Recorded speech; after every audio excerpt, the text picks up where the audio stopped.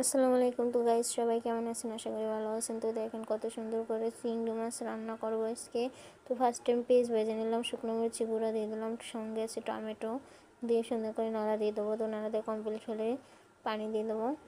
পানি দেওয়া হয়ে গেলে জাল দেবো। তো জাল দিয়ে কমপ্লিট। তো এখন আমি সুন্দর করে মাছগুলো ভাজা ছিল আগের থেকে কমপ্লিট। তো এখন মাছ ছেড়ে দিলাম। তো আমি এখন মাছের স্বাদ অনুযায়ী যেটুকু লবণ দিয়ে দরকার সেটুকু লবণ দিলাম। তো মশলা সব কিছু দিয়ে কমপ্লিট। তো দেখেন এখন সুন্দর করে আমি ডিম দিয়ে দিলাম। তো আগে তেল দিছি, তো ডিম দিয়ে দিছি। এখন সুন্দর করে নাড়া দিয়ে দেবো। তো চিংড়ি মাছের সাথে ডিম দিলে আরও সুন্দর লাগে আর স্বাদ হয় সেই সুন্দর, খেতে অনেক মজা।